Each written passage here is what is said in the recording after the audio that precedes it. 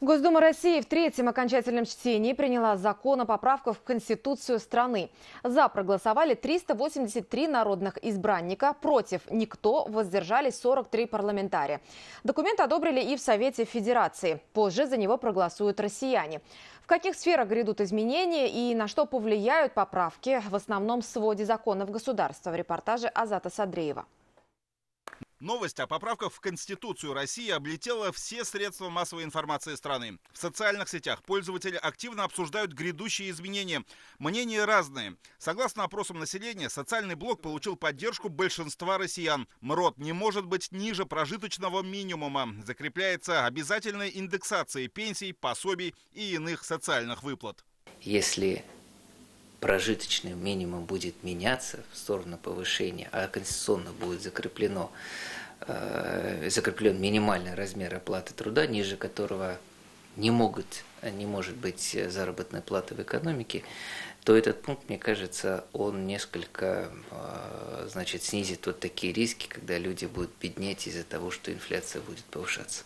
Поправки в Конституции закрепляют понятие брака как союз мужчины и женщины, а дети будут важнейшим приоритетом российской политики. В документе говорится, что государство создает условия, способствующие всестороннему духовному, нравственному, интеллектуальному и физическому развитию детей, воспитанию в них патриотизма, гражданственности и уважения к старшим.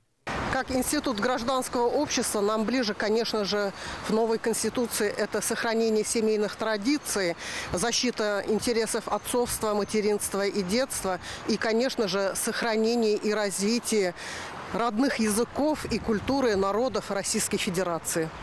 Медицинская сфера также не останется без внимания. И хотя система здравоохранения, в частности в Башкортостане, за последние годы получила новый импульс, до сих пор ощущается нехватка кадров современных больниц, поликлиник и сельских ФАПов. Проблема актуальна для большинства российских регионов. Медицинская помощь есть, а ведь какая она? Платная, бесплатная, услуги. То есть, с одной стороны, вот как это, казнить нельзя помиловать, запятую не знать, куда ставить.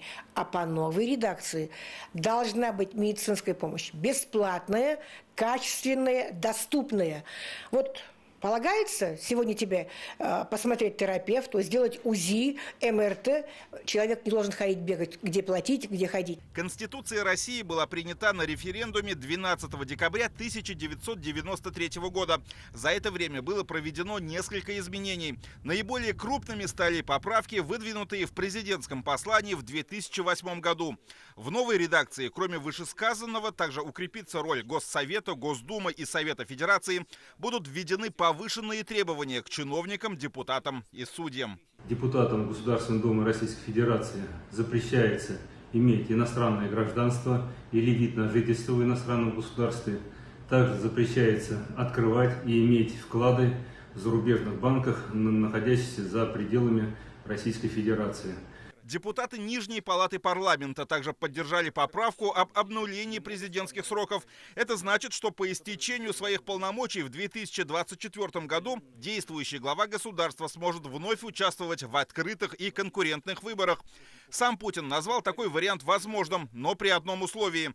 Если Конституционный суд даст официальное заключение, что такая поправка не будет противоречить принципам основного закона. Действующая Конституция Российской Федерации пока еще не исчерпала свой потенциал, о чем говорил сам президент Владимир Путин. Однако внесение важных поправок продиктовано временем. Жители страны смогут высказать свое «за» или «против» поправок во время общероссийского голосования, которое запланировано на 22 апреля. Этот день будет объявлен выходным. Азат Садреев, Артур Ханов, Виктор Меренков и Александр Демидов. Новости Уфа.